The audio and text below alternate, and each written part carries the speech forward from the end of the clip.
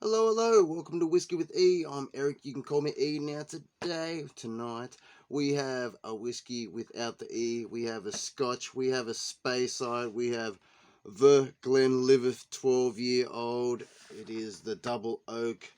It is bottled at 40%. It is matured in European oak and American oak cask. Now, this is the newer labeling, alright? So, the older labeling comes like this, alright?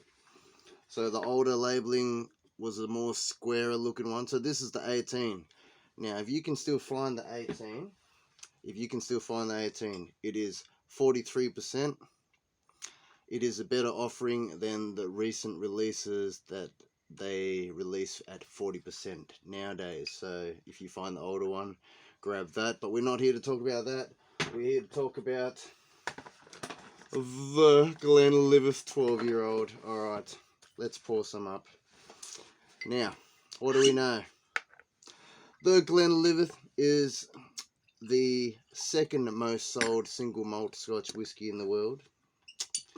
But even though it is the second most sold Scotch whisky in the world, single malt, it was the first that was licensed. So there you go. I'm not going to give you a deep history lesson. I'm sure everyone else can give you an in-depth history of everything and tell you a little bit more. But I'm just here to give you my thoughts on the Pacific Spirit. So I'll just give you a little read of the back. So here we go, guys. As people go, George Smith was no ordinary man.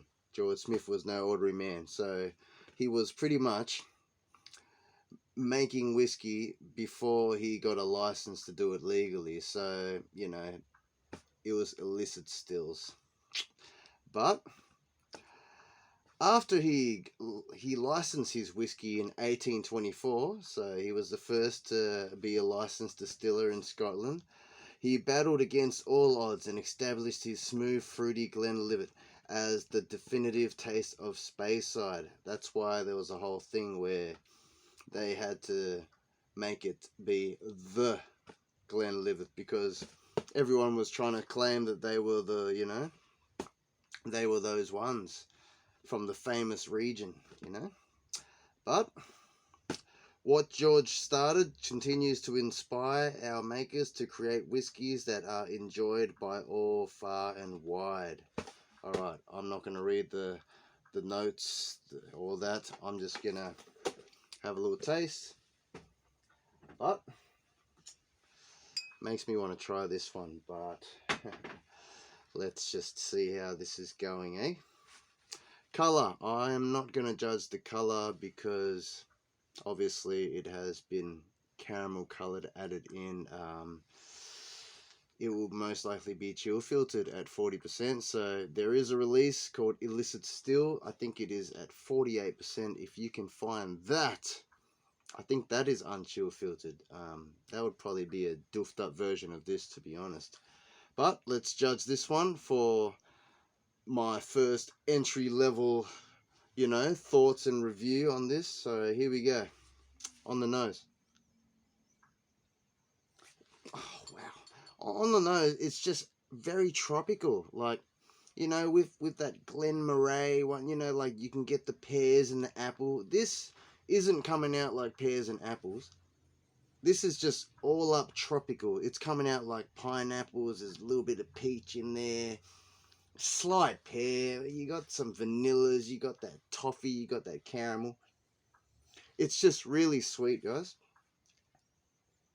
And then you got that little bit of the ethanol-y. There's that oak presence. I mean, there is no smoke in this. This is not peated. This is a fruit bomb of a Speyside. So the nose is definitely not boring. But how's it go on the palate? Let's just have a taste, shall we? Cilantro. Cheers, everyone.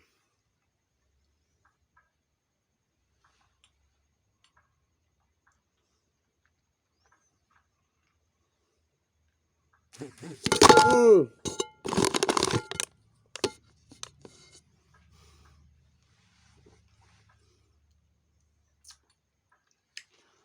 Now that is what happened when I tried to do the uncorking. So you still got the strip right here. You know, I keep doing these bloopers, but you know what? I'm going to let this run. There you go. Live, unedited, unscripted. So, what can I say? It's just very approachable for an entry-level single malt Speyside. It just goes down sweet, very smooth. Like it almost goes flat or something. Like it just goes in and then it comes back with a little bit of heat, a little bit of spice. But let's see how it goes, you know. All right. Bloopers. Technology, guys. Cheers all.